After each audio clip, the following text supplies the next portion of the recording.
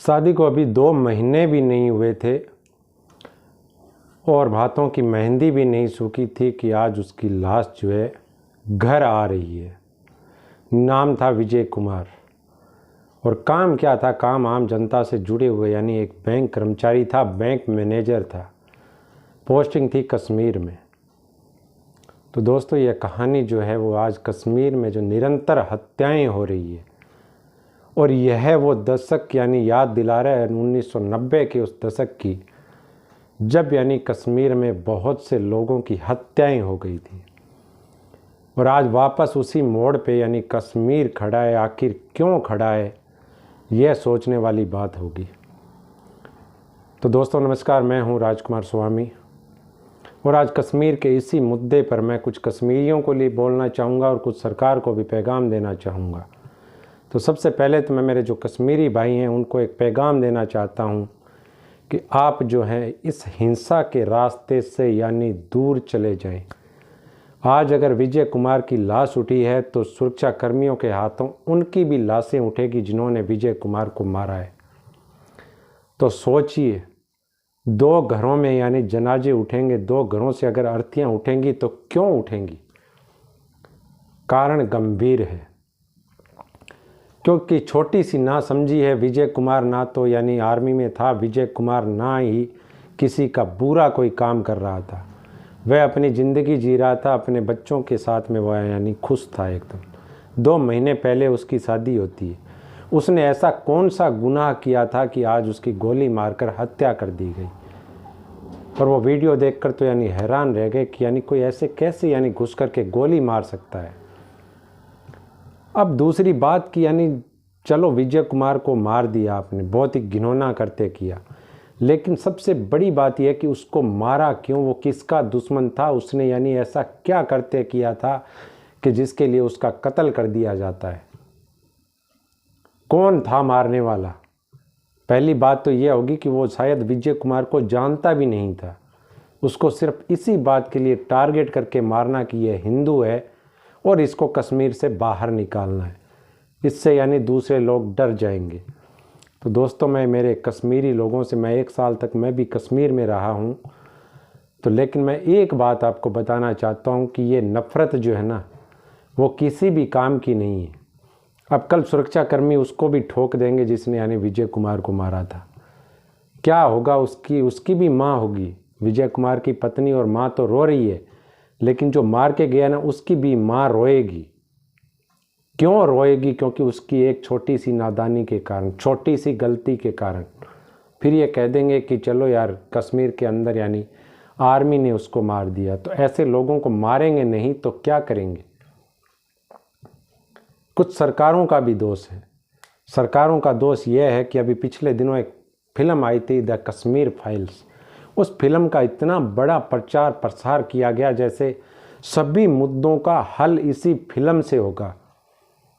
तो मैं मेरी सरकार से भी एक यानी हाथ जोड़कर विनती करना चाहता हूँ कि जितना ध्यान आपने यानी फिल्म के लिए दिया था, अगर उतना ही ध्यान कश्मीर की सुरक्षा पर दिया होता, जितना यानी चौकन्ना फिल्म के प्रमोशन में लगे रहे थे, उतना ही ध्यान अगर कश्मीर पर दिया होता, तो यानी ये इन माँओं को अपने बेटों की लाशें नहीं देखनी पड़ती। 4-5 दिन पहले एक शिक्षिका की, अब बताइए आप किस समाज में रहते हैं? एक शिक्षिका समाज को बनाने का काम करती है। वो यह नहीं देखती कि ये किस धर्म का है, वो सिर्फ उसका काम होता है पढ़ाई कराना बच्चों को। लेकिन उस शिक्षिका को यानी गोली मार दी गई। तो मैं ये सबसे ज़्यादा यानी कश्मीर के उन लोगों से पूछना चाहता हूँ कि ये आपकी जिम्मेदारी है। वो शिक्षिका आपके बच्चों का भविष्य बना रही थी, ना कि उनका भविष्य बिगाड़ रही थी। फिर उसको गोली क्यों मारी गई? और छोटे छोटे बच्चे कश्मीर में हाथों में पत्थर उनको फंसा दिए जाते हैं। और जबकि सच्चाई तो यह है कि यानी जो बड़े बड़े नेता आपको उकसाने वाले हैं, जो भी कश्मीर के जो भी बड़े अलगाववादी लीडर है, चाहे वो कोई भी है, आप ये देख लेना उनके जो बच्चे हैं वो बाहर विदेशों में पढ़ाई करते हैं। उनके यानी 2-2 पासपोर्ट, 3-3 पासपोर्ट बने हुए हैं उनके। वो आपको उकसा करके यहाँ से निकल जाते हैं, या तो पाकिस्तान चले जाएंगे या फिर किसी दूसरे अरब कंट्री में या कहीं पर भी जा कर के वो बैठ जाएंगे। उनके बच्चे अमेरिका में पढ़ाई कर रहे हैं, लेकिन आपके बच्चे हाथों में पत्थर लेके और सड़कों पे घूम रहे हैं। क्या कारण है? आपने देखा है कभी किसी कश्मीरी नेता का बेटा जो है हाथों में पत्थर लेकर के यानी सड़कों पे प्रदर्शन कर रहा है? आप यानी मेरी बात को अगर नहीं मानते हैं तो आप गूगल में सर्च कर लेना कि किस कश्मीरी यानी नेता का बेटा जो है वो कौन से कॉलेज में पढ़ रहा है, आपको पूरी सच्चाई समझ में आ जाएगी। तो आप अपने बच्चों को बचा लीजिए, कश्मीर को बचा लीजिए। आप जिंदगी एक ही बार मिलती है, याद रखना। और अगर प्यार से रहोगे, कश्मीरी पंडितों को भी और कश्मीरी मुस्लिम भाइयों को भी, दोनों को मैं तो ये कहता हूँ, प्यार से रहने से अच्छी कोई दवा नहीं है इस दुनिया में।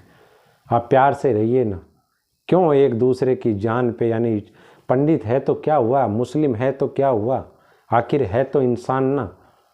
इंसानियत की पूजा कीजिए, ना कि किसी धर्म की पूजा कीजिए। ऐसा यानी स्वर्ग बनाइए ना, धरती पे स्वर्ग है, कश्मीर मानते हैं, लेकिन ऐसा स्वर्ग बनाए ना जहाँ पे सभी लोग हंसी खुशी रह सके।